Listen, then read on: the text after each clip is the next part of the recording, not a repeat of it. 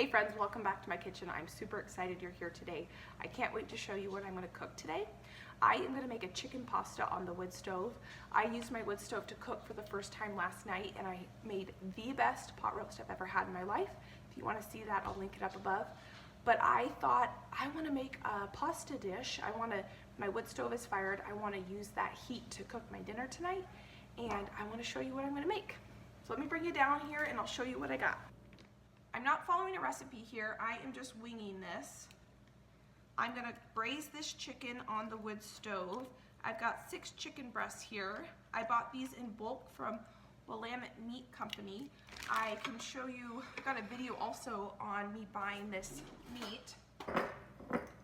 And then I'm gonna go ahead and season it up. Got some garlic. I love garlic. Some salt here.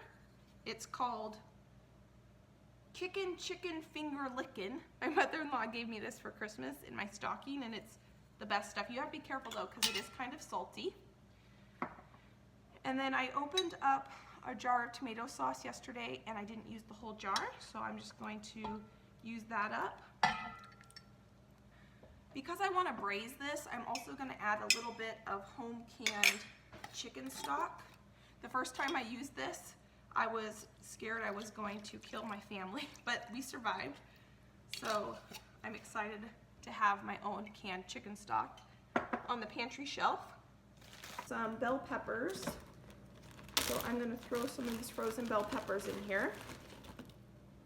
I don't have a food saver. I think that's something I'm gonna invest in, but for now, a freezer bag is good enough for me.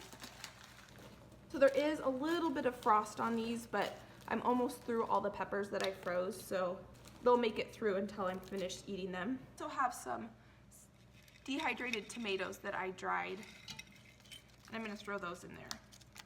When these hydrate, they kind of get chewy and they are like an umami bomb.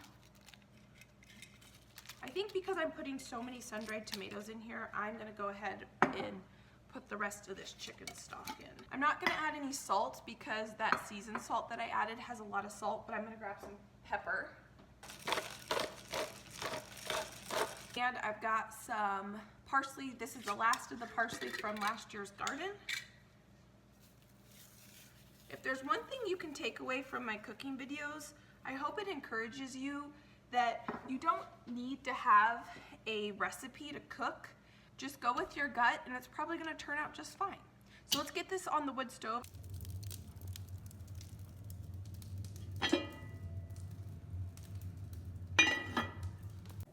I went ahead and just put a block of cream cheese in here because the sauce is starting to reduce down a little bit, but I want this to be kind of a cream sauce and I want it to thicken a little bit.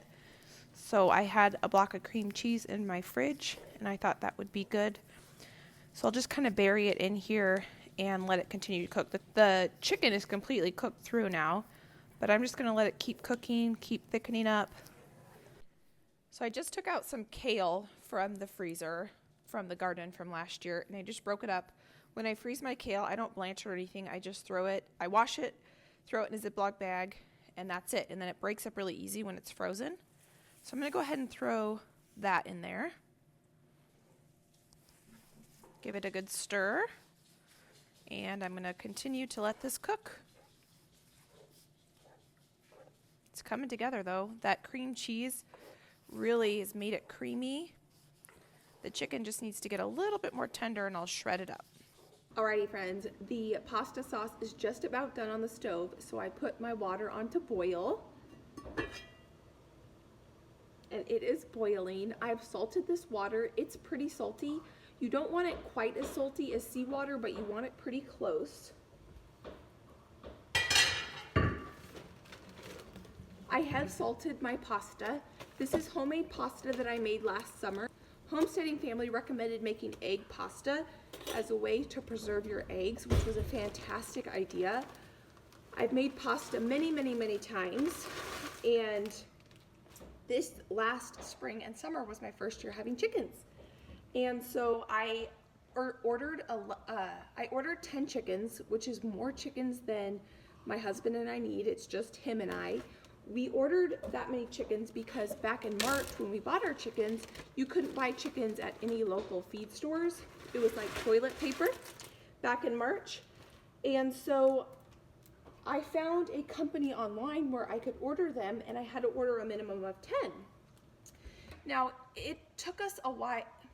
Now, it took me a while to talk my husband into letting me get chickens. He wasn't super interested in the idea. Supported me though, so he said, go ahead, if you want the chickens, order the chickens. But he made it clear that they were going to be my responsibility, which was fine because I wanted those chickens. But it's been the cutest thing. He's fallen in love with those chickens. He's built them the best chicken coop you could ask for. He cares for them. He loves to collect the eggs. It is the cutest thing. So my plan was, with 10 chickens for him and I was going to sell a few of those birds once they got older. But when he overheard me telling my sister that, he was like, whoa, you're not selling any of our birds, because they are definitely pets at this point.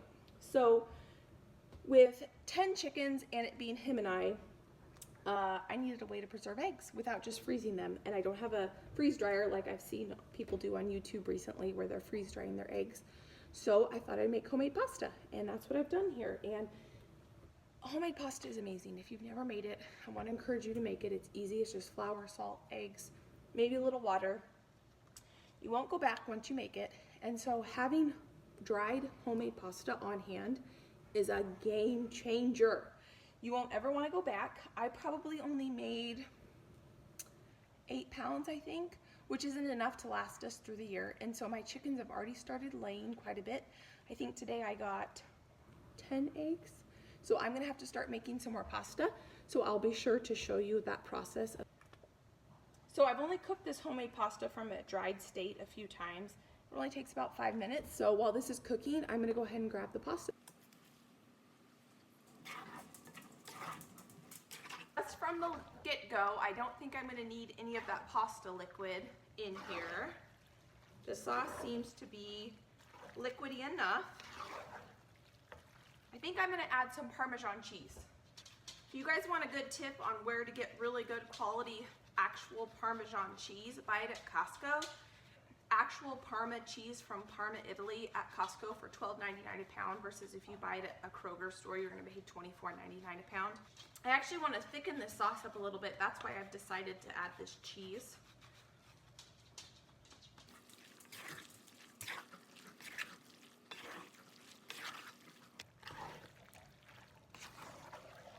All right, friends, I just tasted this and it is incredible. I'm excited to eat dinner tonight.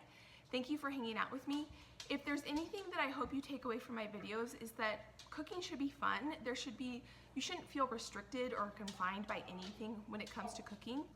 There's some good cooking techniques that if you know those fundamentals, then you can basically make anything you want with anything you have. And so I hope that encourages you today. If you want to stick around, I'm going to show you more of these type of videos where you just cook with what you have and adapt and overcome and enjoy food. That's what it's all about. That's what homesteading's about. That's what gardening's about. It's enjoying really good quality food. So thank you for hanging out with me, and if you enjoyed this, give it a thumbs up. If you didn't, give it a thumbs down.